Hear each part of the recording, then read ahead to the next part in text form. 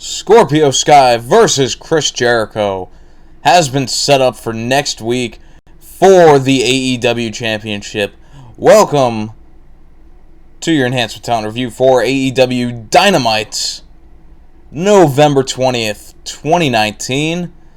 And we're going to start off with the what I thought was the best thing on the whole show tonight, which is the Chris Jericho promo, which led to the stuff with SCU.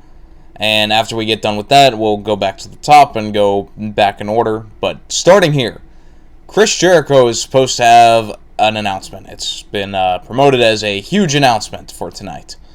And he apologizes, quote unquote, for his actions last week.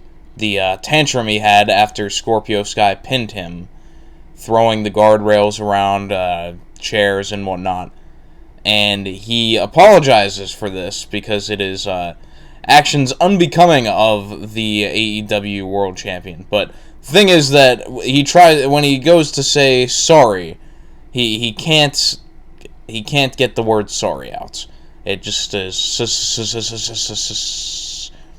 So, for any portion of this promo where Jericho would say the word sorry, instead of saying sorry, he would point the mic towards Jake Hager, and Hager would just say sorry, which I believe is the first time he's spoken at all in this AEW role. So that was the crux of the promo until after that, Jericho's announcement was that next week there will be a thank you celebration for Chris Jericho, a Thanksgiving Eve special. And he's going to get thank yous from all of the higher-ups in AEW. The TBS, TNT, Time Warner people are all going to thank Chris Jericho. But this leads to SCU coming out, all three of them this time. Sky does a good promo, says that this has been the best week of his life since pinning Chris Jericho on last week's AEW show. They even do like this goofy thing where Sky says his high school crush asked him on a date after all this. Jericho said that, and I think her name was Melanie Parsons, he says. Jericho said that he's seen Melanie and she's gained weight since high school, which is fitting because Jericho has gained weight since leaving WWE, but you know that's a separate issue. But yeah, then Sky just says, "I like big butts and I cannot lie." So this was all funny stuff. Melanie Parsons got a chant here from the AEW crowd. SCU, they pull some reverse psychology on Jericho, saying that if there were to be a one-on-one match with Jericho and Sky, that it couldn't be next week because they need at least a month, maybe 2 months, to prepare for this match. So Jericho says, no, it's happening next week. And then SCU and go on from there and say that, well, if it's going to be next week, it can't be a title match because we see how crazy you get about these title matches. It can't be a title matches. So Jericho gets worked, says, nope, it's a title match. And then he shakes Sky's hand and says, we shook hands. It's official now. So Sky in this handshake pulls Jericho in and says that next week he will turn Le Champion into Le Bitch. After that, a big brawl breaks out. Inner Circle runs in. Santana, Ortiz, Sammy Guevara. Jericho hits a Judas effect on Scorpio Sky. There's run-ins from Brandon Cutler and Michael Nakazawa, who both promptly get punched once and then are done for the rest of the whole thing. It's quite a Calgary unit to run out there. Brandon Cutler and Michael Nakazawa. Like, a slight breeze might have been a better defense against Jericho than those two. Marco Stunt also came in, and he was at least more effective than those two. but Luchasaurus was the one that runs in. Jericho leaves the ring. Everyone else leaves the ring except Hager. They stare down, but then Hager bails as well. So somehow all 5 of these guys just ran away from one Luchasaurus. That is the power of the Luchasaurus, is that nobody wants to fight him even 5-on-1. So, that was the end of that. Luchasaurus versus Hager, that would be fun to see. A lot of angles really got set up from this, like we could get Jungle Boy and Chris Jericho, or Luchasaurus and Jericho, hopefully in a title match at some point. Michael Nakazawa versus Chris Jericho. I know that's a match everyone's been clamoring for since the beginning of AEW, so the big opportunity there. But the overwhelming point here is that Jericho is awesome. Everything he does is awesome, and this elevated Sky to being on the level of Chris Jericho, and that's fantastic. They're doing great. Jericho has somehow become the best thing in pro wrestling in 2019, and who would have thought? So, what I think could happen next week is that, and the only reason I think this might not happen is because we kind of just saw a similar thing with MJF and Cody. But I wouldn't be surprised if Scorpio Sky loses because of Christopher Daniels, costing him the match in some way. Because I think the seeds of dissension are there in SCU with Sky replacing Daniels in that tournament. I think there's got to be some sort of angle eventually between Daniels and SCU where he has some sort of jealousy that he's not one of the tag team champions right now. Like, they don't have the Freebird rule, apparently. It's just Sky and Kazarian are the tag team champions. But that probably won't happen, but I think it's a possibility, something to think about. But, yeah, everything about this promo was awesome. Jericho is the best. Sky is gaining good grace with me. I've liked him so far in all of the tag team stuff. He had a real breakout performance there in the tournament, and now he's getting a chance to do something with Jericho. I'm all for it.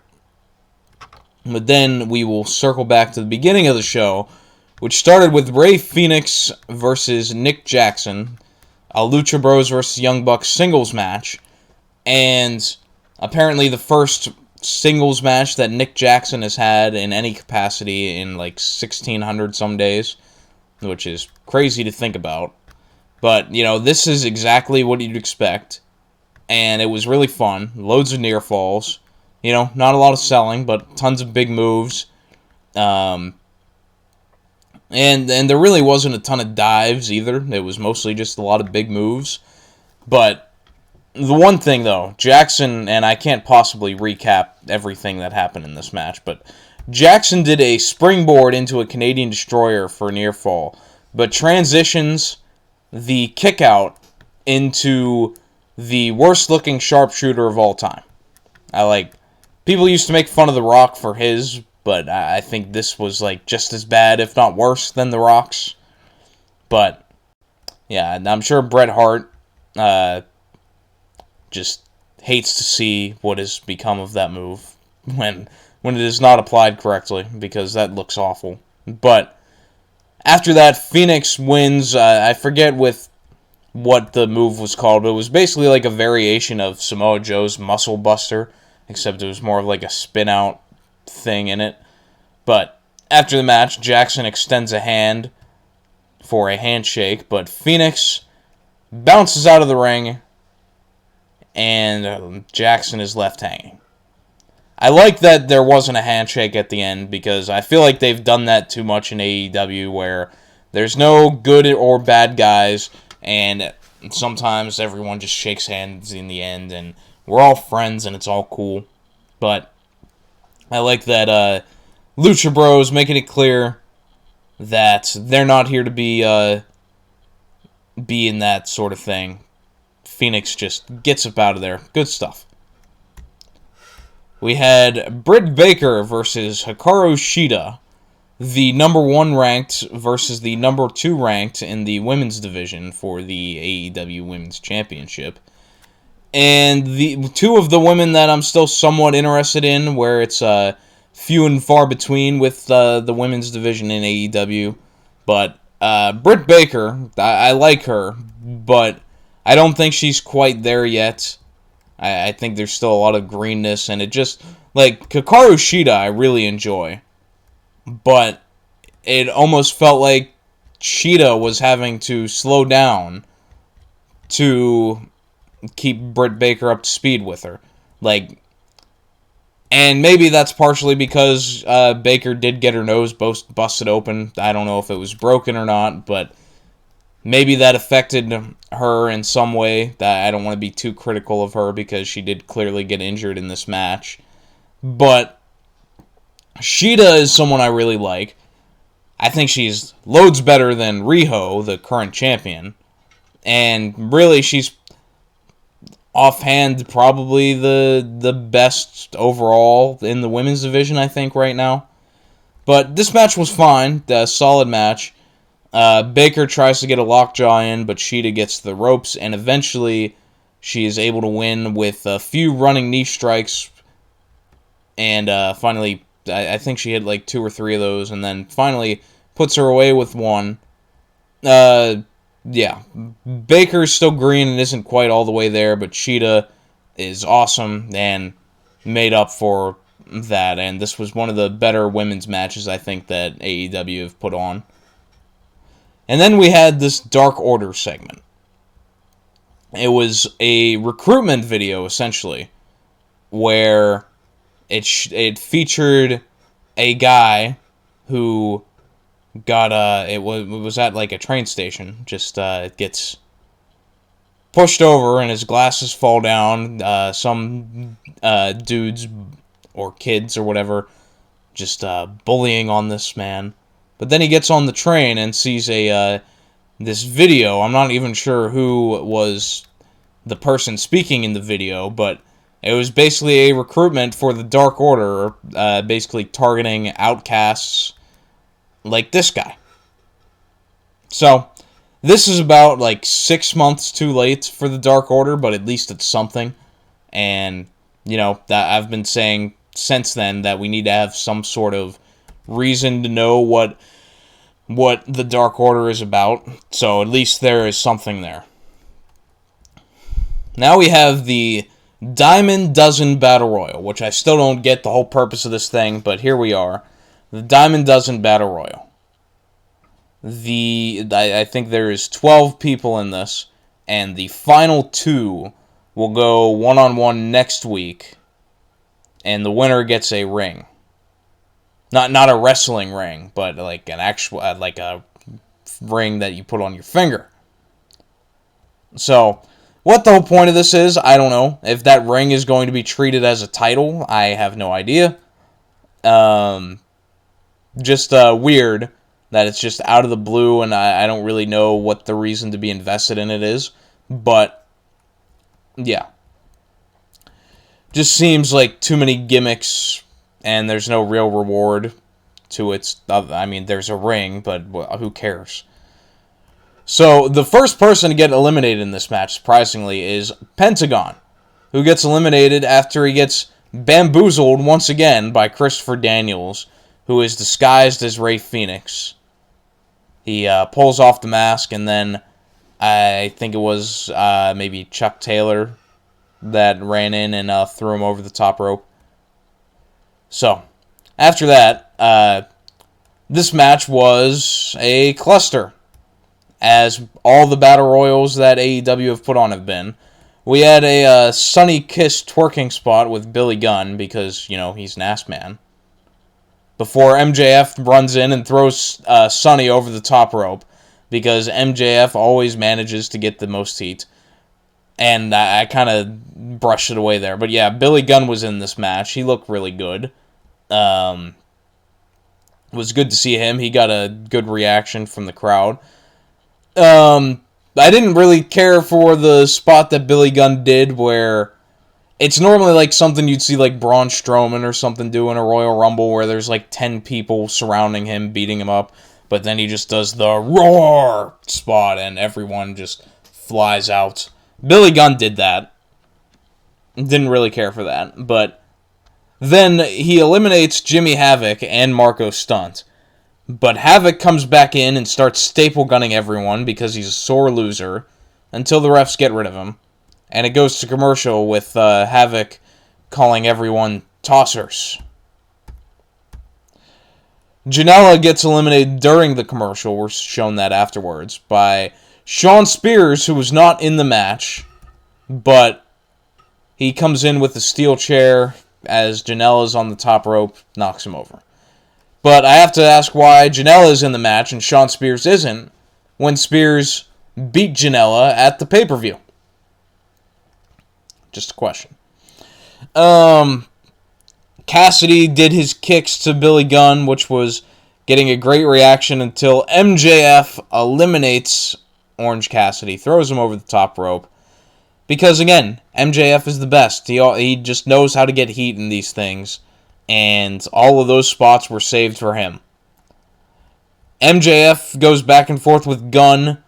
Gunn hits a Famouser on MJF, which she sold beautifully. Gunn goes to eliminate MJF, but MJF hangs onto the ropes, and in comes Wardlow, who distracts Gunn as MJF gets a poke to the eye.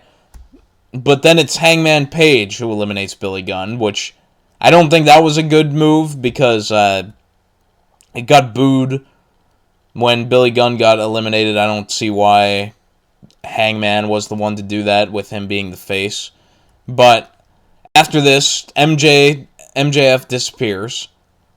Kip Sabian eliminates Chuck Taylor and it is distracted by kissing his girlfriend when Jungle Boy runs in with a beautiful Hurricane Rana, which eliminates Sabian, and Jungle Boy hangs onto the ropes. And at this point, we're meant to believe that Jungle Boy and Hangman Page are the last two remaining. But that is when MJF comes back in from under the ring and pulls Jungle Boy off the apron, leaving just MJF and Hangman Page. And Hangman tries to get in a fight with MJF, but refs break it up and all that. So this Battle Royal was kind of rough, a lot of goofiness, but as always, MJF was the star of this match. Got major heat, and him and Hangman will go at it next week. And this will be a big test for MJF because this will be his first chance to really have a great singles match on AEW. The only singles match he's been in on television was the thing he did with Brandon Cutler on the first episode, and that was terrible. Didn't really get a chance. So this will, with him and Hangman, it'll give him someone that he can work with. It'll give him a great opportunity to be able to put on a performance, which we haven't seen from him in a wrestling capacity yet. We know he can talk. We know he's a great heel and all that, but we get to see here how can he go. And I think that's going to be an important match. And I have to imagine MJF will win, and he'll get the ring thing, and then that'll lead into his stuff with Cody. There was a Luchasaurus squash match against Peter Avalon, which took place right after the Jericho segment. And then we got Proud and Powerful, Santana and Ortiz versus Private Party. This match was to honor the late House of Glory wrestler Matt Travis, who was tragically killed in a automobile accident, if you want to call it that. Was on a bike and was struck by a garbage truck, which was making an illegal U-turn, and unfortunately Matt Travis did not make it. And I'm not sure if they found the guy yet, but I know at the time, and as far as I know of recently, they hadn't, because it was a hit and run. Just terrible stuff. Just for someone, and like, I don't want to act like I know a lot about Matt Travis. I heard the name before this. I know the House of Glory stuff, but I haven't actually seen him wrestle. But it's just terrible anytime anything like that happens, especially when it's someone as young as Travis was. So that's just awful news. And, with both of these teams, they're both from House of Glory at some point or another. I believe Private Party and the Young Bucks was the Young Bucks' last indie match, which happened on House of Glory, and Santana and Ortiz as well. So this match was there as a tribute to Matt Travis. Overall, this match wasn't great, and probably because there was 2 commercials in between in a not very long match, but I think the one thing people will be talking about from this match was the ref botch, which was a pin that I think the ref was supposed to be pulled out of the ring by one of Santana and Ortiz. I don't remember which one was which one was being pinned. But nothing happened, so he just stopped counting. Similar to what happened in the Pac and Trent Beretta match not long ago. So the announcers tried to cover for this by saying that whoever was in the ring wasn't the legal man. But if he wasn't the legal man, then why did the ref count to begin with? So Santana and Ortiz, they try to use the loaded sock, but Nick Jackson runs in to disarm them as the ref is distracted this whole time. After that, Cassidy and Quinn hit Gin and Juice for the win and run in from Sammy Guevara, but Dustin Rhodes makes the save as Jackson, Rhodes, and Private Party stand tall. So, in the end, it turned into a pretty good match, just really slow starting, which is surprising for these two.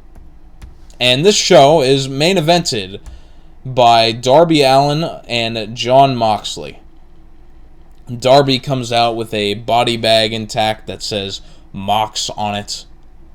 And as was the case when he brought out the body bag in the Cody match, Darby ended up being inside this body bag. I don't really care for it too much. It just makes the match too gimmicky, which I think Moxley needs to get away from. That he's really just being more of the garbage wrestler than I would like. I wouldn't mind seeing something like this every now and then with him in the Kenny Omega match, but I think they need to get Moxley more identity than that. But overall, this was a fine match, and it really helped put Darby in the same category as Moxley. Darby just looked like the scrappy underdog that just like the pit bull sort of attitude.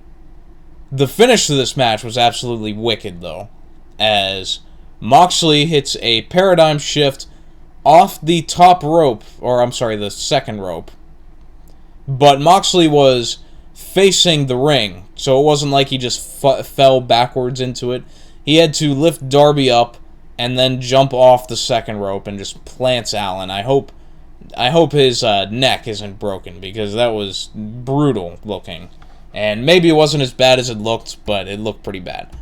But, Moxley gets another win here. I would think that he has to be next in line for a championship match after this Scorpio Sky one next week. I would think Moxley has to be up there. But overall, this was a really good episode of Dynamite. It had the one killer segment that it needs, and then it had a bunch of good matches, and that's really what we need. So I dug this episode, thought it was really good, as we just keep rolling through things here with Dynamite. And, the weird thing is, we're not accustomed to it with WWE, because everything on television is always building to the pay-per-views with WWE, whereas there's not going to be another pay-per-view for AEW in 2019. So all of this stuff is on its own, and I think they're doing a good job with it. They're making big matches on TV that are doing good stuff. So Good stuff all around. Thought this was a solid show. Be sure to subscribe to the channel, like, comment, all of that good YouTube stuff. As we continue doing all these reviews, we'll be back here hopefully for SmackDown on Friday, which even though I never get to, but if not, we'll have Survivor Series predictions up at some point over the weekend. Hopefully I'll do a review for TakeOver War Games, which should be a fun show. But thank you all for watching. If you've made it to this point, I appreciate you immensely, and I'll see you next time.